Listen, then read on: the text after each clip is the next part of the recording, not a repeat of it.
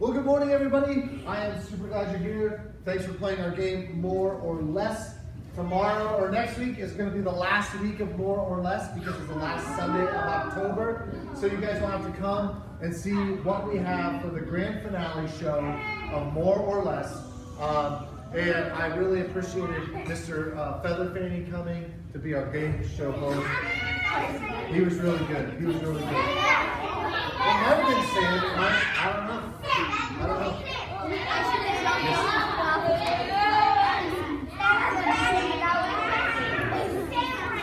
All right, guys, bring it back. Bring it back. Let's get started. So we're talking this month about contentment. We're talking about contentment. Someone help me with the definition. What does it say? Deciding to be okay with what you have. That's right. Contentment is deciding to be okay with what you have. Deciding to be okay. Remember that word deciding is really important. Deciding is really important because it's not just something that once you learn how to do contentment, it just happens. Like talking or walking. You don't learn it, it just automatically happens. You have to decide every day to choose to be content. All right, next one, please. Our Bible verse of the month is found in Luke chapter 12, verse 15. Does someone want to help me read that? Let's see. How about you? Watch out. You on board against wanting to have more and more things. Life is not made up of how much of it. Great job. Thank you. Let's go ahead and read it together. It's important that we learn God's word. Here we go. Then he said to them, "Watch out! Be on your guard against wanting to have more and more things. Life is not made up of how much a person has." Luke 12:15. Good job, guys. Next one. And our big idea today says this: wanting what others have can make you miserable. Wanting what others have, I'll get your question at the end. Wanting what others have can make you miserable. What is a word? What's the word that's associated with this? Jealous. You're right. Great job. Jealousy. Jealousy is that thing that's inside of you that's like, ooh. I really like those leggings that Avery has, and I'm mad that I don't have them. And I want them. And so, Avery, I'm going to need you to give me your leggings. No! Ah! No, they're too small for you. They're too small for me, that's right. I need to get the adult size, right? Guys can wear leggings? No. What? No. Well, I hope someday that they're able to, because those look comfortable. In ballet they do. But boys and girls, we're gonna learn a story from the Bible today. But what I'm gonna do is I'm gonna access in my brain, I'm gonna upload the brain of one of our characters, so that today when I tell the story, I'm telling it as one of the characters in the story. So I'm uploading the story right now from 1 Kings chapter 21. Load complete. Hi, my name is King Ahab, and I am the king of Israel. That's right. That means I am literally the most important person in all of Israel. I'm not sure where I am right now, but where I'm from in Israel, I'm the most important person. And you know what? Everything that I want, I get. If I want a banana smoothie at 3 o'clock in the morning, guess who gets a banana smoothie at 3 o'clock in the morning? This guy. If I want a steak with 14 eggs on it, guess who gets a steak with 14 eggs on it? Me. That's right. I get what I want, when I want it, how I want it. That's what the kings do. That's just what happens when you're a king. And you know what? The other day, I woke up and I looked out the window and I saw the cutest piece of land I think I've ever seen in my life. To be honest, I looked out the window and there was this vineyard. Wow. It was pristine. It was super cute. It was beautiful. And out there were like little farmers, and they were like picking the weeds, and their grapes were huge and juicy. And I saw them like picking them and squishing them and making grape juice and wine and all this beautiful stuff. And they were taking the grape leaves and they were wrapping little figs in them, and they were, oh, it was great. And I said to myself, oh, self, let's get that vineyard. Let's do what we can to get that vineyard, because I want it. I want it bad. Real bad. So bad that the whole day, all I could think of was getting that vineyard.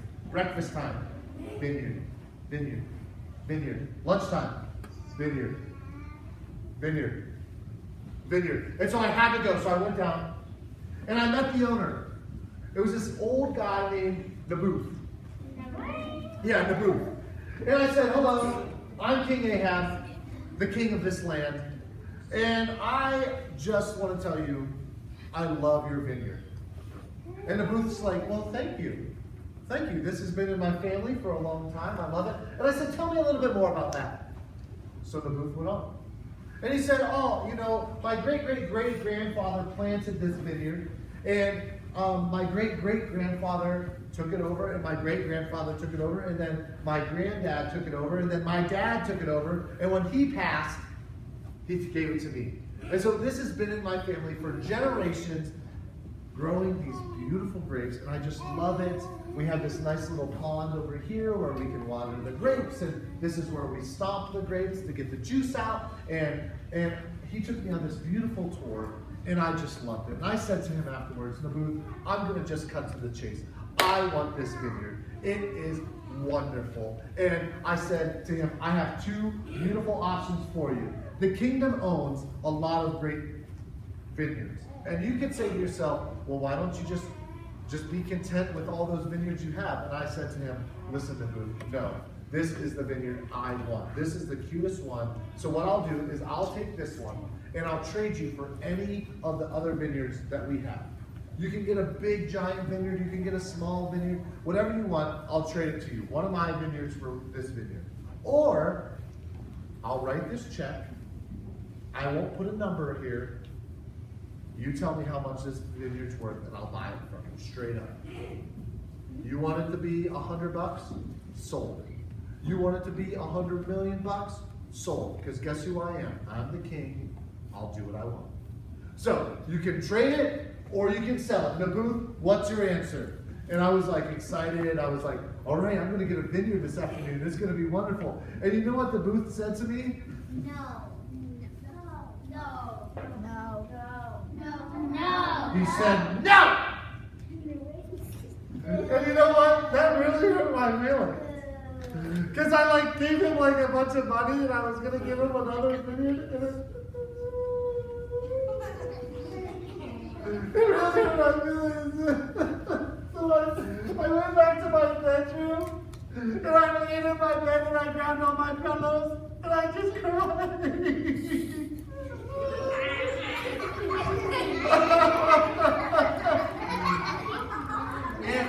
And my beautiful wife came, and her name is Jezebel. And Jezebel said, "Why are you crying like a baby?" And I said, "Jezebel, you don't understand. I went to see a vineyard today, and they said no, that I couldn't have it."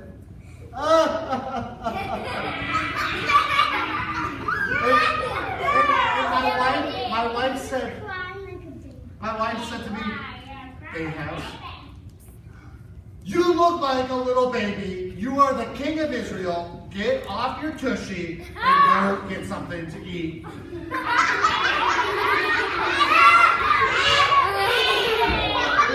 Oh.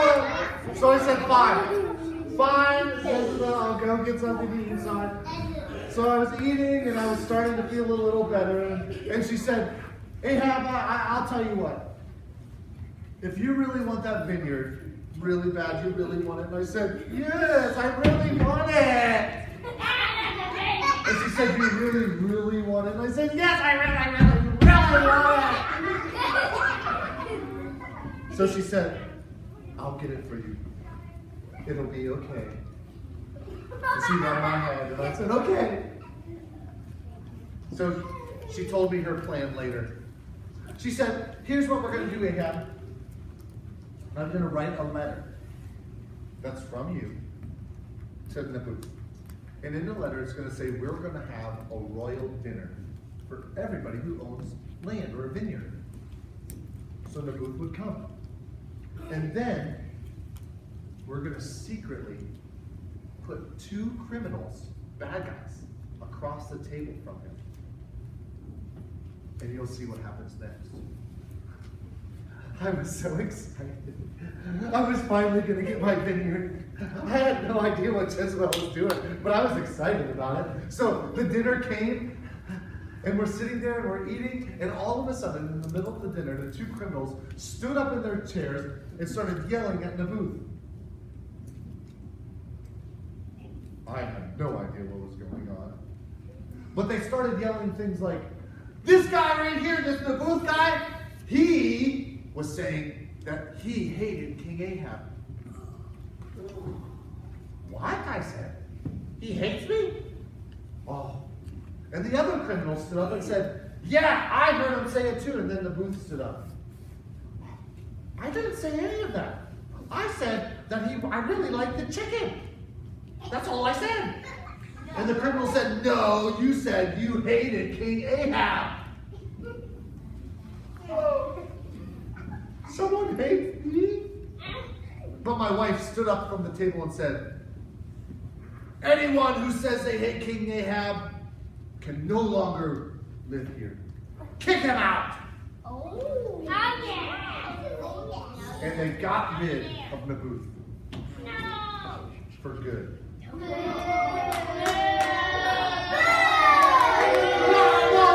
Let me tell you the rest. No one moves the king.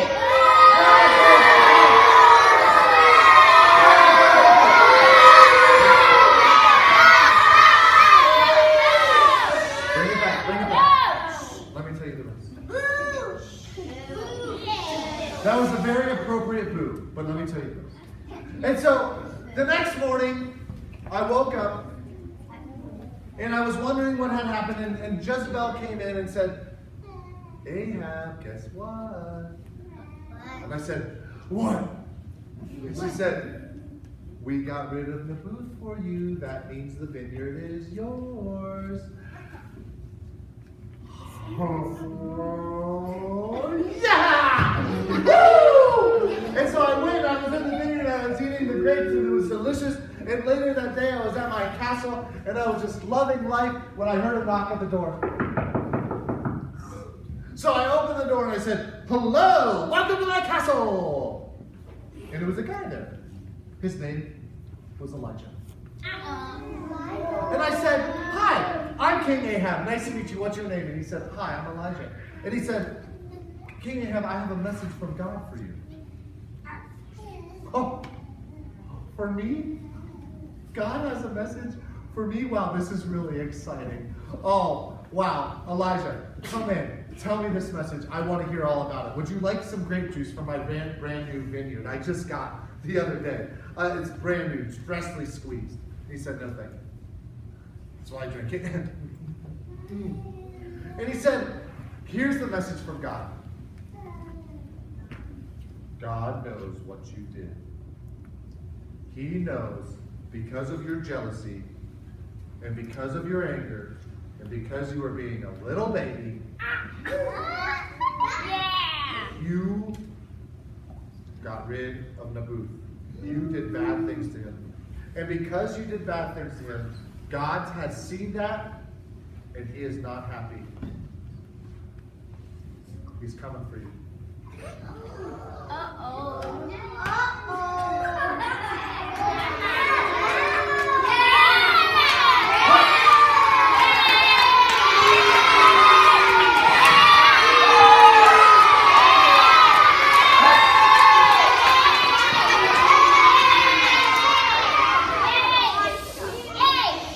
That was very appropriate of him. Now, Elijah had told me that God was coming for me because my jealousy had overcome and overtaken me. My jealousy made me miserable. You saw me in my bedroom crying like a baby because I didn't get what I wanted. You're a baby. And because I got what I wanted now, and now I have to face the punishment from God because I let my jealousy get the best of me. Thank you for letting me come. I'm going to upload Pastor Jesse again. All right, so we just heard the story of King Ahab. Yes, he was a bad guy. Now, sometimes, boys and girls, here's the thing. Here's the thing. When we're at school, when we're at the grocery store, when we're at home, when we see our brother and sister with stuff, sometimes we kind of look like King Ahab. And I think all of you have seen this before. You're at the grocery store, and your brother or sister grabs a candy bar. And your mom's like, sure, you can have a candy bar. And then here's what you do. Here's your first response. But I want a candy bar. Mom, can I have a candy bar too? He gets a candy bar, she gets a candy bar, but I don't get a candy bar. We immediately start complaining. When you come home for Christmas, or it's at Christmas time, and your sister or brother opens a present, and it's a brand new, like, sweet toy, and then you open your first Christmas present, and it's clothes, and you're like, I don't want clothes. I wanted a toy. I wanted this thing. Now, a lot of you will say, oh, I've seen that, but if we're really honest with ourselves, I bet some of us, whether we'd like to admit it or not, have probably said something like that. Yeah. At Christmas, at birthdays, at the store, when you get groceries, when you go school shopping, sometimes we don't get what we want. And we complain about it, and we whine about it, because it's making us miserable, because it's like, I don't want this book bag, I wanted that book bag. I didn't want this to eat, I wanted that to eat. I didn't want this candy bar, I wanted that candy bar. Instead, we make ourselves miserable with the jealousy that other people have or what we didn't get, and we forget to be content with what we have, deciding to be okay with what you have. So boys and girls, as holidays come, when you go back to school tomorrow, I want you to stop looking at what everybody else has and go, I wish I would just be cool if I had. I wish I had. Mom, you didn't get the right. Dad, you didn't do the right. Instead of talking like that and becoming like a baby Ahab, be content and say, you know what? Thank you for these clothes. Thank you for the candy bar. Thank you for the food, because if you didn't make it today, I probably wouldn't have dinner. Thank you. Instead of being jealous, be thankful. Because wanting what others have can make you miserable. Our hands are full. Our heads are bowed. It's time to talk to Jesus now. Dear Jesus, thank you for this day. Thank you for the boys and girls who are here today. I pray, God, that you are with us this day. Give us a good week. But God, help us be content. We've learned all this month about different ways to be content. But God, it's important to remember that jealousy, that can make us miserable. We saw how miserable Lord made King Ahab to the point that he got rid of Naboth. He did bad things to Naboth just so he could have a vineyard, even though he had bigger and bigger vineyards than his. God, jealousy can make us into quite a miserable, whiny person. So help us be content with what we have. In your name we pray. Thanks for watching our video today. If you liked what you saw, make sure you click like down below and subscribe to KidsPoint TV. Also hit that little bell icon. That way you can be notified anytime we upload a video. Hey, thanks for watching, guys. Have a great day.